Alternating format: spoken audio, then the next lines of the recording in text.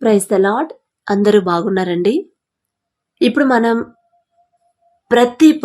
మనం చేసే ప్రతి పనిలో, మనం చేయబోయే ప్రతి పనికి కానీ, ప్రతి విషయానికి కానీ, మనం తీసుకునే డెసిషన్ కానీ, ఏదైనా సరే ఫస్ట్ ప్రిఫరెన్స్ దేవునికి ఇస్తున్నారండి మీరు?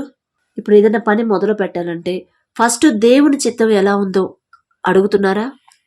లేదా మన సొంత అంటే మీ సొంత తెలివి మీద, మీ సొంత జ్ఞానం మీద ఆధారపడుతున్నారా?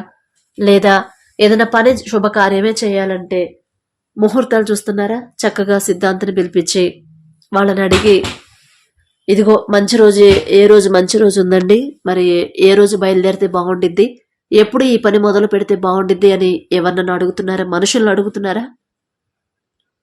అడగకుండా దేవుని మీద ఆధారపడితే వెరీ గుడ్. ఒకవేళ అడిగితే మీరు చేసే పనులు, మనం చేసే పనులు అవి ముందుకు సాగవండి.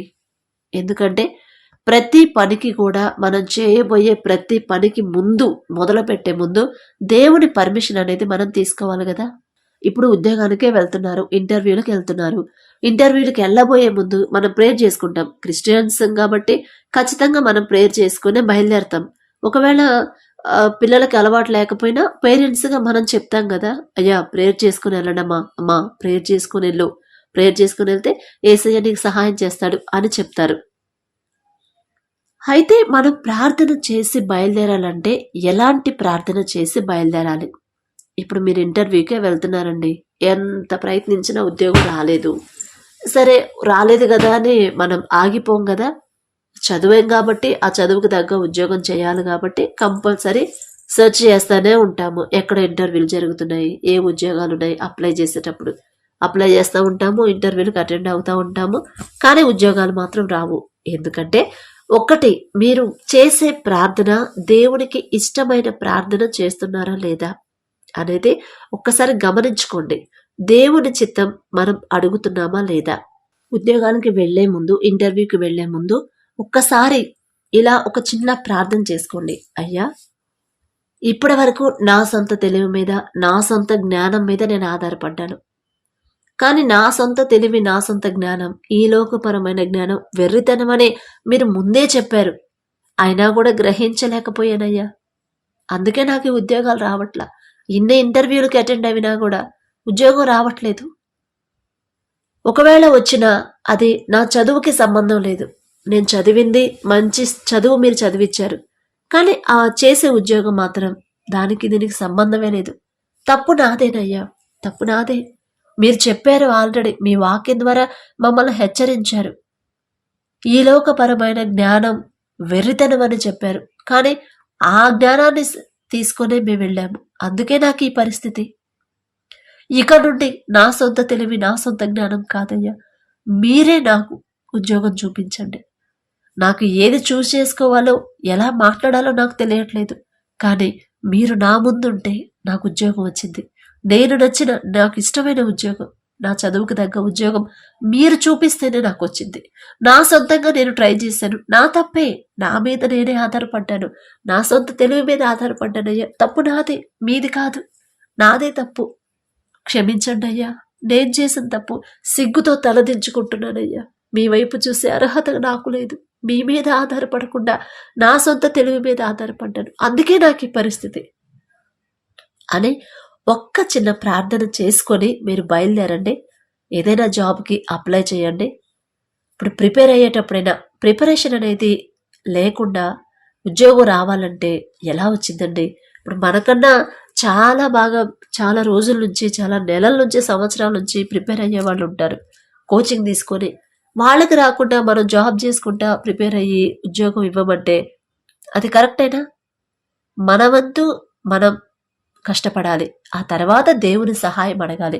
ఆ కష్టపడడానికి కూడా దేవుని సహాయం అడగాలి కదా. నేను ఉద్యోగం చేయకపోతే నాకు గడవదయ్యా, అలానే ఈ ఉద్యోగంతో నేను తృప్తి పడలేను, ఎందుకంటే జీతం సరిపోవటం లేదు, మీకు తెలుసు. కాబట్టి ఉద్యోగం చేసుకుంటేనే నేను ప్రిపేర్ అవుదాం అనుకుంటున్నాను. నా సొంత తెలివి, నేను సొంతంగా ప్రణాళిక వేసుకుని ఒక ప్లాన్ నేను గీసుకుంటే ఆ ప్రకారం నేను నడవలేను. కానీ మీరు మీ దగ్గర నుంచి నాకు ఆ ప్లాన్ వస్తేనే నేను నడుచుకోగలను. ఎందుకంటే మీరు నా ముందుంటారు. ఆ ప్లాన్ మీదే కాబట్టి. ఎప్పుడు ఏం చేయాలో మీరే నాకు చెప్తారు కాబట్టి. ఎలా ప్రిపేర్ అవ్వాలో మీరు నాకు చెప్తేనే నేను అవ్వగలనయ్యా. నా సొంతంగా అయితే నేను చేయలేను, నేను సాధించలేను, నేను ముందుకు వెళ్ళలేను. కానీ మీ తోడు నాకుంటే, మీ కృప, మీ తోడు నాకుంటేనే వెళ్ళగలను. మిమ్మల్ని అడిగే అర్హత నాకు లేదయ్యా అని ఒక్క మాట దేవుణ్ణి అడగండి. ఖచ్చితంగా తోడొస్తాడండి. వదిలిపెట్టడు ఇక తండ్రికి. ఎందుకంటే ఇలాంటి తగ్గింపు ప్రార్థనే దేవుడికి ఇష్టం. అందుకే మనం చేసే ప్రతి పనిలో కూడా దేవుని చిత్తం తెలుసుకుంటున్నామా లేదా అనేది చాలా ఇంపార్టెంట్. అలా దేవుని చిత్తం ఏదో తెలుసుకోకుండానే మనం మన ప్రయత్నాలు చేస్తున్నాం. అందుకే అవి సక్సెస్ అవ్వట్లేదు. నేను కూడా మీరే కాదండి, నేను కూడా చాలాసార్లు ఉద్యోగం విషయంలోనే చెప్పాను కదా, చాలా ఇంటర్వ్యూకి వెళ్ళాను, ఒక్క ఉద్యోగం కూడా రాలా. కానీ ఎప్పుడైతే నైట్ ప్రార్థనలో కూర్చొని 3 గంటలప్పుడు కన్నీటితో, నా తెలివి నా సొంత తెలివి కాదయ్యా, మీరు చూపించాలి, మీరు చూపిస్తేనే నాకు వచ్చింది. ఇప్పటి వరకు నా సొంత తెలివితో నేను ప్రయత్నించాను, నాకు రాదు అసలు. వెర్రిదాన్ని, ఆ విషయం కూడా తెలుసుకోలేని వెర్రిదాన్ని అయ్యా అని ఎప్పుడైతే దేవుడి మీద ఆధారపడ్డానో ఖచ్చితంగా నెక్స్ట్ డేనే ఉద్యోగం వచ్చేసింది. ఇక అప్పుడు స్టార్ట్ అయిన ఉద్యోగం మళ్ళీ ఆగలేదండి. ఆ ఆఫీసు కాకపోతే వేరే ఆఫీసు, అక్కడ మంచి వర్క్ నేర్పించారు. తర్వాత వేరే ఆఫీసులోకి తండ్రి పంపించాడు. అట్లా క్రమక్రమంగా అభివృద్ధి చేస్తాడు తండ్రి. అలా ప్రతి విషయంలో, మనం చేసే ప్రతి విషయంలో దేవుని మీద ఆధారపడుతున్నామా లేదా అనేదే ముఖ్యం ఇక్కడ. ఇప్పుడు మన పిల్లలకి పెళ్ళే చేయాలి, సంబంధాలు వెతకాలి. ఒక మాట పేరెంట్స్గా ఒక మాట దేవుణ్ణి అడగండి, అయ్యా నా బిడ్డకి నేను ఇట్లా పెళ్లి సంబంధాలు చూడాలనుకుంటున్నాను. మేము చూస్తే భార్యాభర్తలుగా అది మా బాధ్యత తల్లిదండ్రులుగా. కానీ మేము చూస్తే నా కూతురు నా కొడుకు సంతోషంగా ఉండడం మా సొంతంగా మేము చూస్తే. కానీ మీరు చూపిస్తే ఇస్సాకు గారికి రిబ్కాని ఏ విధంగా అయితే మీరు సిద్ధపరిచారు, ఏ విధంగా అయితే అబ్రహాం దాసుడికి ఆయన కాబోయే కోడల్ని మీరు చూపించారు, అలాగే నా బిడ్డలకు కూడా మీరు చూపిస్తేనే, ఆ సంబంధాలు మీరు తెస్తేనే నా బిడ్డలు సంతోషంగా ఉంటారు. రేపు మా సొంతంగా, మా సొంత తెలివితో, మా సొంత జ్ఞానంతో మా బిడ్డలకి సంబంధాలు చూసి చేస్తే వాళ్ళు సంతోషంగా ఉంటారన్న గ్యారంటీ లేదయ్యా. ఉండరు. వాళ్ళు సమాధానంగా భార్యాభర్తలు ఇద్దరు సంతోషంగా ఉండరయ్యా. ఇది మాత్రం ఖచ్చితంగా. మా సొంత తెలివితో, మా సొంత జ్ఞానంతో, మా తెలివితేటలతో మేము చూస్తే ఆ సంబంధాలు నిలబడవయ్యా. నా బిడ్డ సంతోషంగా లేకపోతే మేము తట్టుకోలేము తల్లిదండ్రులుగా. కాబట్టి మీ సహాయం నాకు కావాలి, మీ తోడు మాకు కావాలి. ఎలాగైతే ఇస్సాకుకి రిబ్కాని ఏ విధంగా అయితే పంపించారు, అలాగే నా కొడుక్కి, నా కూతురికి మీరు ఏర్పాటు చేసి పెట్టారు. ఆల్రెడీ మీరు ఏర్పాటు చేసే పెడతారు. వాళ్ళని జత చేయడమే, అది మీ ద్వారా ఆ కార్యం జరిగితే మాకు సంతోషం. నా బిడ్డలు సంతోషంగా ఉంటారయ్యా, అంతకన్నా మాకేం వద్దయ్యా. నా బిడ్డలు సంతోషంగా ఉంటే అంతకన్నా మాకేం కావాలి. కానీ మీరు చూపిస్తేనే నా బిడ్డలు సంతోషంగా ఉంటారు. మా అంతటా మేము చూస్తే, మేము ఏర్పాటు చేస్తే వాళ్ళు సంతోషంగా ఉండరయ్యా, సమాధానంగా ఉండరు. నా కొడుక్కి గుణవతి అయిన భార్యని మీరే చూపించండి. నా కూతుర్ని ప్రేమించే భర్తని మీరు చూపించండి అయ్యా. ప్రేమించే భర్త నా బిడ్డకు వస్తే, మీకు లోబడి నా బిడ్డను ప్రేమిస్తే అంతకన్నా నాకేం కావాలి, మాకింకేం వద్దయ్యా. కానీ మా ముందు మీరుంటేనే, మీరు ఏర్పాటు చేసిన వాళ్ళు, ఆ సంబంధాలు మాకు వస్తాయి, మీరు తీసుకొస్తేనే అని తల్లిదండ్రులుగా మీరు ప్రార్థన చేయండి. ఒక్క మాటేనండి, మనం గంటలు చేయక్కర్లేదు. ఈ ఒక్క మాట చెప్తే చాలు, తండ్రి వింటాడండి. ఇక ఆ ప్రార్థన చేసిన తర్వాత మనం మళ్ళీ ఆలోచించకూడదు. దేవుడికి అప్పగించాను, ఆయనే చూసుకుంటాడు. ఇక టెన్షన్ నాకెందుకు? నా బిడ్డకి ఎలాంటి వాళ్ళు వస్తారు, నా కొడుకు ఎలాంటి భార్య వస్తుందో అనే టెన్షన్ ఇక మనం పడకూడదు. ఎందుకంటే అంత గొప్ప దేవునికి మనం అప్పగించాం, తండ్రి చూసుకుంటాడు. మనం టెన్షన్ పడితే తండ్రి చూసుకోడు. ఎందుకంటే అవిశ్వాసం కింద వస్తుంది కదా. టెన్షన్ పడకుండా ప్రశాంతంగా ఆయన ఏర్పాటు చేసిన సంబంధం కోసం మనం వెయిట్ చేయాలి. అలా ప్రార్థన చేసుకోండి. అలాగే చిన్న బిడ్డలుంటే వాళ్ళని ఎలా పెంచాలో బాల్య దినములందే సృష్టికర్తను స్మరణకు తెచ్చుకోమని బైబిల్లో ఉంది. చిన్నపిల్లలారా ప్రభునందు విధేయులై ఉండుడి, అది ఉంది బైబిల్లో. కానీ బిడ్డలు బాలుడు నడవవలసిన త్రోవను వాడికి నేర్పము, వాడు పెద్దవాడైనప్పుడు ఎలా దాని నుంచి తొలగిపోవడని బైబిల్లో ఉంది. కానీ మనం చెప్తే మన పిల్లలు వింటారా మాట? వినరు కదండి. ఎందుకంటే మనమంత కఠినంగా గట్టిగా చెప్పలేము. ఎందుకంటే కన్నబిడ్డలు కదా, కడుపును పుట్టినోళ్ళు. అంత కఠినంగా మాట్లాడితే ఎక్కడ బాధపడతారోనని మన బాధ. అయితే అట్లానే వాళ్ళు సరిగ్గా పెరగకపోతే దారి తప్పిపోతా ఉంటే మళ్ళీ అదొక టెన్షన్ మనకి. అయితే వీటన్నిటికీ ఒకటే సొల్యూషన్, దేవుని చేతిలో వాళ్ళను పెడితే ఇక తండ్రే చూసుకుంటాడు. ఇక మనకు ఆ బాధ అవసరం లేదు. నేను అదే చేశానండి.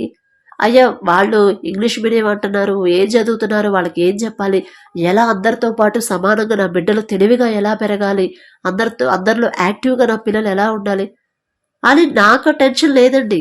ఎందుకంటే నా తండ్రి చేతిలో పెట్టేశాను. నాకైతే లేదు. ఇప్పుడు కూడా వాళ్ళు ఎల్కేజీ నుంచి నర్సరీ నుంచి చదివినా కూడా నాకు టెన్షన్ లేదు. పెరిగిన తర్వాత వాళ్ళు ఏమవుతారు, పెరిగిన తర్వాత వాళ్ళు ఏ ఉద్యోగాలు చేయాలి, అసలు ఎలా పెరగాలి, నాకు ఆ టెన్షన్ లేదు. ఎందుకంటే దేవుడికి అప్పగించేశాను. ఇక నాకు ఆ భరోసా, ఇక టెన్షనే లేదు. అందుకే వాళ్ళే చదువుకుంటున్నారు, వాళ్ళే నేర్చుకుంటున్నారు, వాళ్ళే ప్రిపేర్ అవుతున్నారు, ఆర్టులని అయ్యని వాళ్ళే గీసుకుంటున్నారు. నేనైతే ఏం చెప్పట్లేదు. మా హస్బెండ్కి అయితే ఖాళీ ఉండదు. ఆయన పొద్దున ఎప్పుడో వెళ్ళి నైట్ ఎప్పుడుకో వస్తాడు. నాకైతే టెన్షన్ లేదు. అలా మీరు కూడా దేవుడి హస్తాల్లో పెట్టండి. ఏ కోచింగ్ సెంటర్లో చేరిస్తే వాళ్ళకి మంచి ర్యాంక్ వచ్చింది, ఏ కోచింగ్ సెంటర్లో ఏ కాలేజీలో చేరిస్తే వాళ్ళు మంచి మంచి గ్రేడ్స్ వస్తాయి అని ఆలోచించొద్దండి. ఎక్కడా పెట్టక్కర్లా, దేవుడి చేతిలో పెడితే చాలు, ఆయనే చూపిస్తాడు, ఆయనే చదివిస్తాడు. అసలు అంత మంచి అవకాశం తండ్రి ఇస్తున్నప్పుడు మనం ఎందుకండి మన సొంత పని మీద మన సొంత ఆలోచన మీద నడుస్తాము?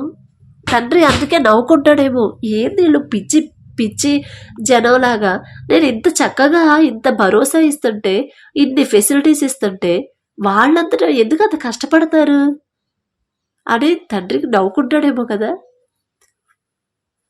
కాబట్టి పిల్లల్ని ఎలా పెంచాలో కూడా మనకు తెలియదు, మన తండ్రికి తెలుసు కదా. అయ్యా మీరు వాక్యాల ద్వారా మాతో చెప్పారు, కానీ వాళ్ళని అంత కఠినంగా మేము చెప్పాలంటే మా మనసు రావట్లేదు. కానీ మీ హస్తాల్లో పెడుతున్నాం, మీరు హ్యాండ్ ఓవర్ చేసుకుంటే మా బిడ్డల్ని వాళ్ళు చక్కగా పెరుగుతారు. ఇక మాకు భరోసా ఉండదు. ఏదైనా ఆపద కలిగిద్దా, అనుకోని ఆపద ఏమన్నా వస్తుందా, వాళ్ళు బయటికి వెళ్తున్నారు, ఏమన్నా ప్రమాదాలు జరుగుతాయా, అంత భయంకరమైన పరిస్థితులు ఉన్నాయి బయట, అలాంటి పరిస్థితులు నా బిడ్డలకు వస్తాయా అనే బాధ భయం మాకు ఉండదయ్యా. ఎందుకంటే మీ కాపుదల్లో మీ భద్రతలో మా పిల్లలు ఉన్నారు. ఇక అంతకన్నా భరోసా ఎవరిస్తారు, అంతకన్నా జాగ్రత్త, అంతకన్నా భద్రత ఎవరిస్తారయ్యా? 24 గంటలు వాళ్ళతో మేము ఉండలేము. వాళ్ళు ఏం ఆలోచిస్తున్నారు, వాళ్ళు ఏ ఫోన్లో ఎలాంటి వీడియోలు చూస్తున్నారు అవన్నీ మేము చూడలేమయ్యా. కానీ మీరు చూస్తారు. సమస్తము ఎరిగిన దేవుడు, మా తలంపులకు కూడా తలంపులు మాకు ఆలోచన రాకముందు దాన్ని ఎరిగి ఉన్న దేవుడు మీరు. మీ హస్తాల్లో నా బిడ్డలుంటే ఇక నాకే బాధ ఉండదు, ఎటువంటి టెన్షన్ ఉండదు అని దేవునికి అప్పగించండి. అందుకే ప్రతి విషయంలో మనం దేవుని సపోర్ట్ మనం తీసుకుంటున్నామా లేదా, దేవుని సహాయం మనం తీసుకుంటున్నామా లేదా. అడిగితే ఖచ్చితంగా ఇస్తానండి, అడుగుడే మీకు ఇయ్యబడును అన్నాడు. దేవుడే చెప్పాడు. చెప్పినప్పుడు అడగడానికి మనకేందండి? ప్రతి చిన్నదానికి మరి దేవుని మీద ఆధారపడతాం, అది కరెక్ట్ కాదు. ఇంత చిన్నదానికి కూడా ఎలా ఆధారపడతాం అనుకుంటారేమో, అది చాలా చాలా తప్పండి. ప్రతి చిన్నదానికి కూడా దేవుని దృష్టిలో మనం తల్లిదండ్రులం కాదు, ఆయన బిడ్డలవే, ఆయన పిల్లలవే. మన పిల్లలకే మనం తల్లిదండ్రులం, ఆయన దృష్టిలో మనం చిన్నవాళ్ళమే. అప్పుడు మొహమాటం ఎందుకు వెళ్ళి అడగడానికి, నాకు ఇంత వయసు వచ్చింది, ఇంత పెద్దదాన్ని, మరి ఇంత చిన్నవి కూడా ఎలా అడుగుతాం అనుకుంటున్నారేమో, అది కరెక్ట్ కాదండి. ఆయన మనం ఎంత పెద్దవాళ్ళమైనా దేవునికి మనం చిన్నపిల్లలమే. కాబట్టి ఒక చిన్నపిల్లాడు తల్లిదండ్రుల దగ్గరికి వచ్చి ఎలా అయితే అడుగుతాడో, ఎలా చనువుగా మాట్లాడతాడో, అలాగే మన తండ్రిని మనం అడగొచ్చండి. అడిగితే ఇస్తాడు. మనం ఎంత పెరిగినా దేవునికి మనం చిన్నపిల్లలమే కదా.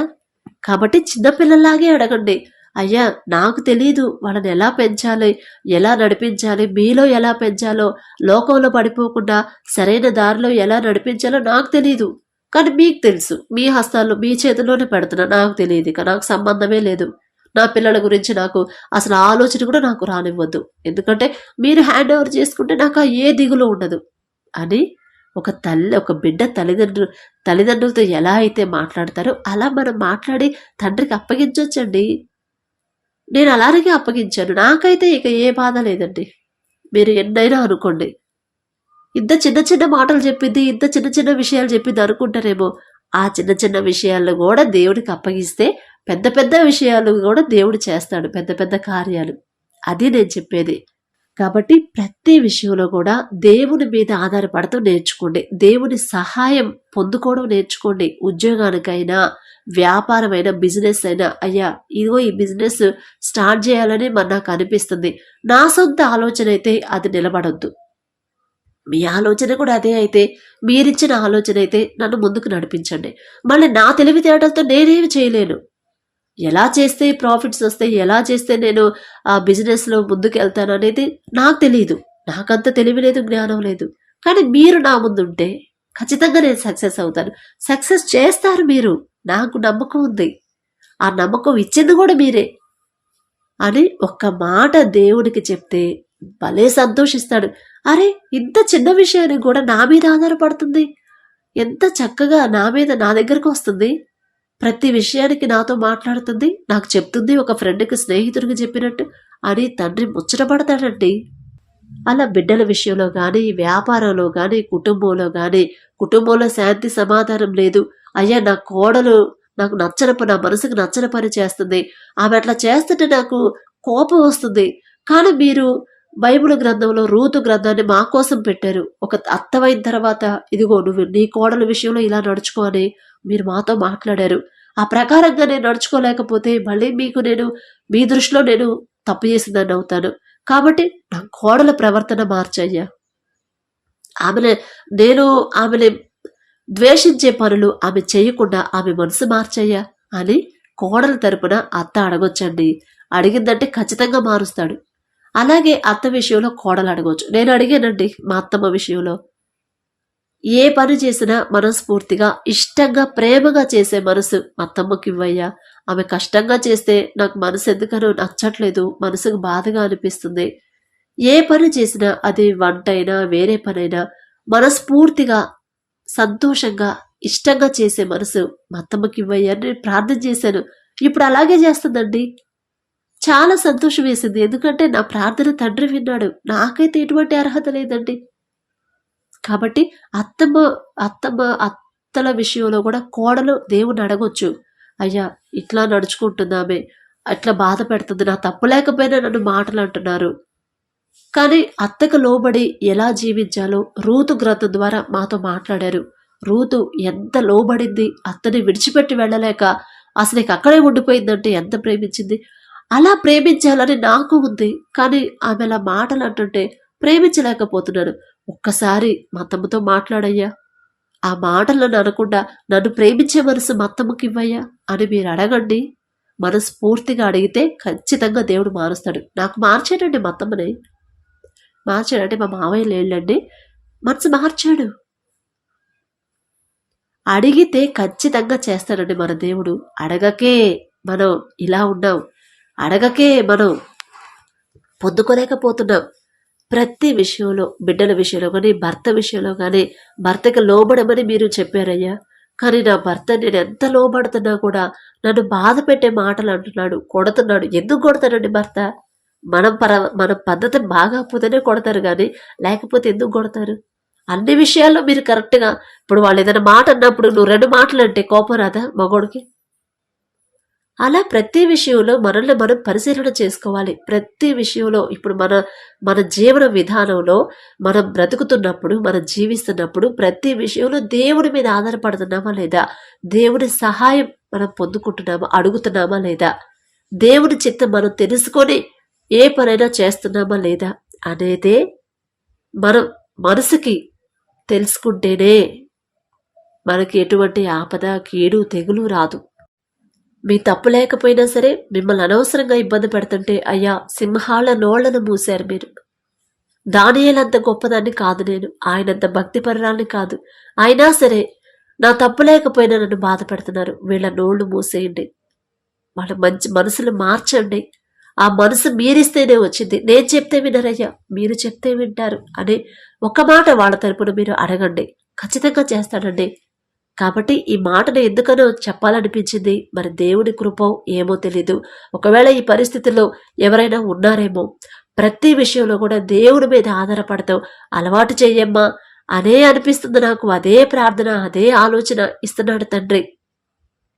ఎందుకంటే నా జీవితంలో దేవుడి మీద ఆధారపడ్డ తర్వాత చాలా చాలా ఆశీర్వాదాలు కానీ అద్భుత కార్యాలు కానీ నేను పొందుకున్నామండి. ఎక్కడ పూరి గుడిసా, ఎక్కడ ఈ పడిపోయిన గోడ, ఎక్కడ ఉండాల్సిన వాళ్ళం ఇప్పుడు ఎక్కడున్నాం. కాబట్టి ప్రతి విషయంలో దేవుడి మీద ఆధారపడండి. మనం కరెక్ట్గా ఉంటే చాలండి.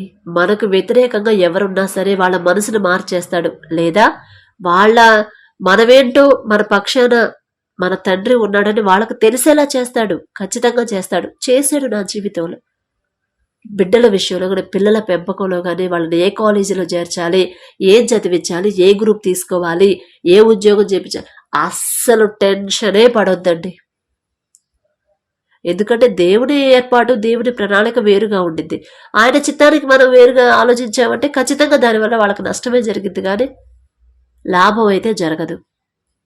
కాబట్టి మీ పిల్లల విషయమైనా, వివాహ విషయమైనా, ఉద్యోగం విషయమైనా, ఇక అంతకన్నా మనకేముంటాయండి? ఇప్పుడు మనం జీవించే జీవితంలో ఒక ఫ్యామిలీలో ఏమి ఉంటాయి, ఏ ప్రాబ్లమ్స్ ఏముంటాయి? ఒకటి, మన పిల్లలు ఎలా పెంచాలి, పిల్లల చదువులేంటి, చదువులు అయిపోయిన తర్వాత ఉద్యోగాలేంటి, ఉద్యోగాలు చేసినప్పుడు వాళ్ళకి పెళ్ళిళ్ళు ఎలా చేయాలి, అంతకన్నా ఇంకేముండవు కదా మనకు ఆలోచనలు ఏముంటాయి?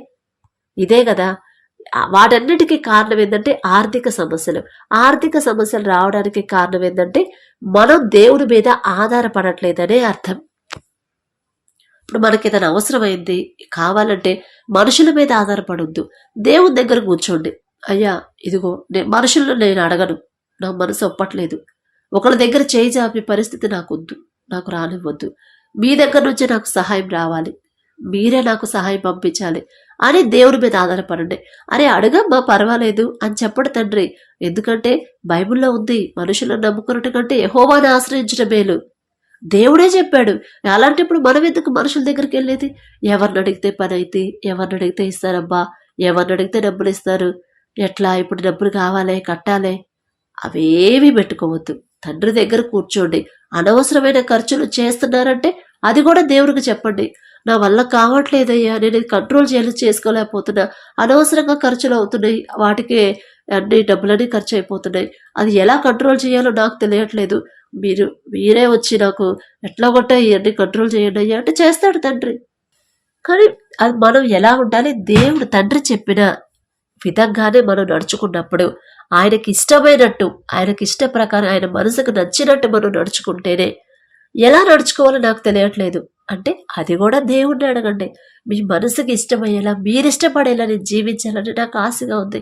అసలు హనోకు 300 సంవత్సరాలు దేవునితో నడిచాడంటే, మళ్ళీ పిల్లలున్నారు, భార్యలున్నారు, పిల్లల గంటనే దేవునితో నడిచాడు. ఇప్పుడు మనం కూడా అదే పరిస్థితిలో ఉన్నాం కదా. ఒక పక్క సంసారాలు ఉన్నాయి, ఒక పక్క పిల్లల బాధ్యత ఉంది, ఒక పక్క ఉద్యోగాలు చేస్తున్నాం, అయినా సరే దేవునికి ప్రార్థన చేస్తూనే ఉన్నాం. అలా దేవునితో ఎలా నడవాలి, దేవుడికి ఇష్టంగా ఎలా నడవాలి, ఆయన మనసుకు నచ్చినట్టు మనం ఎలా ప్రవర్తించాలి, అదే ఆలోచించుకోండి చాలండి.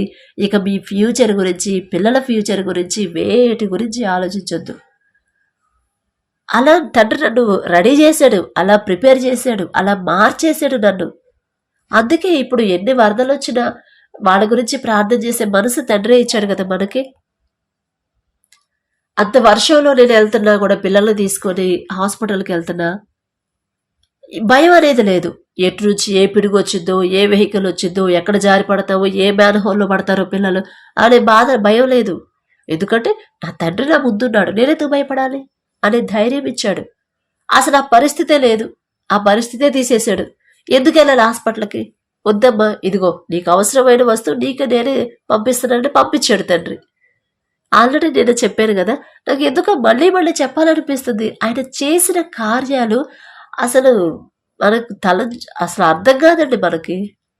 నేను అడగలేదు, అసలు అడగకుండానే నాకు ఆ వస్తువు పంపించాడు. అది కదా మరి మన దేవుడు అంటే, అది కదా మన దేవుడి కృప అంటే. అందుకనే మీరు కూడా ఈ మాటలు ఎవరెవరైతే వింటున్నారో దేవుడి మీద ఆధారపడుతూ నేర్చుకోండి. అది చిన్నదైనా పెద్దదైనా. అసలు ఎలా సిస్టర్, ఎంత చిన్నదానికి కూడా ఎలా దేవుడి మీద ఆధారపడతామంటే అడగాలండి. దేవుడి తప్ప మనకి ఎవరున్నారు ఇంకా? ఇంత కష్టపడి నా తెలివితో నేను చదివాను, నా తెలివితో నేను ఉద్యోగం సంపాదిస్తా అనుకోవద్దండి. అది దేవుడిచ్చిన తెలివి అనుకోవాలి. మీరిచ్చిన తెలివితో నేను ఇంతవరకు చదువుకున్నానయ్యా. అలాగే మీరే నాకు ఉద్యోగం చూపించండి. నేనైతే సెర్చ్ చేయను, కానీ మీరే నాకు ఉద్యోగం చూపించండి అని దేవుడికి అప్పగించేస్తే ఆయనే చూసుకుంటాడండి. పిల్లల బాధ్యత అయినా అప్పులైనా, అప్పులు ఎందుకు అవుతున్నాయి? నాకు కష్టపడి ఇప్పుడు మనకి పని లేదు, పని ఇప్పించేది ఎవరు? తండ్రి ఇప్పిస్తాడు. తినడానికి ఇంట్లో కావాలి, నాకు ఈ సరుకులు ఇవ్వయ్యా, కానీ నాకు ఎవరినన్నా అడగాలంటే ఎవరి దగ్గర చేయి చాపడానికి నాకు మనసు ఒప్పట్లేదు, మీరే నాకు పంపించనంటే పంపిస్తాడు. ఇక అడిగిన తర్వాత మీరు ధైర్యంగా ఉండాలి, విశ్వాసంతో ఉండాలి. నేను అడిగాను తండ్రిని, నాకైతే అర్హత లేదు, అయినా తండ్రి అడిగాను, కానీ పంపిస్తాడు. ఆయన త్రోసివేసే దేవుడు కాదు. ఆయన నుంచి నాకు వచ్చిందని వెయిట్ చేయండి గేటు దగ్గర, ఖచ్చితంగా పంపిస్తాడు. కానీ ఎప్పుడు పంపిస్తాడంటే దేవుని మనసుకు నచ్చినట్టు మనం నడుచుకుంటే. ఎలా నచ్చినట్టంటే ఆయన ఏ పని అయితే చేయొద్దంటున్నాడో, లోకాన్ని అనుసరించొద్దు, ఎదుటి వాళ్ళని ప్రేమించాలి, నీ ప్రవర్తన జాగ్రత్తగా చూసుకోవాలి, నీ హెయిర్ స్టైల్ జాగ్రత్త చూసుకో, నీ వస్త్రధారణ జాగ్రత్తగా చూసుకో. అన్ని విషయాలు జాగ్రత్తగా ఉంటేనే దేవుడి నుంచి మనం పొందాల్సిన ఆశీర్వాదాలు, ఫండ్స్ అనేవి మనకు వస్తాయి. కాబట్టి ఒక్కసారి ఈ విషయం ఒక్కసారి ఆలోచించండి. ఖాళీగా కూర్చొని ప్రశాంతంగా ఆలోచించి ఏ విషయంలో మీరు దేవుడికి దూరం అవుతున్నారో, ఎందువల్ల ఈ శ్రమలు వస్తున్నాయి అనేది ఒకసారి ఆలోచించుకోమని చెప్తున్నానండి. ఈ నా మాటలు కాదు, దేవుని మాటల్లాగే. అంటే నేనేదో గొప్పదాన్ని కాదండి, ఏదో నేను ఆయన కింద పనిచేసేదాన్నే. ఆయన కంపెనీలో జాబ్ చేసే, ఇప్పుడు మనం వేరే కంపెనీలో ఎలా జాబ్ చేస్తామో ఒక జాబ్ హోల్డర్, అంతేగాని ఆయన కింద పని మనిషినే. కానీ నేనేదో ఆయన మీద పెత్తనం చేసేదాన్నో, లేదా మీకన్నా నేను భక్తిపరులను కాదండి. ఏదో తండ్రి నా ద్వారా, నాకైతే అర్హత లేదు, అసలు నా ద్వారా అని మాట చెప్పుకునే అర్హత కూడా నాకు లేదు. చెప్పమని ఆయనే మాట్లాడాడు అనుకోండి మీతో,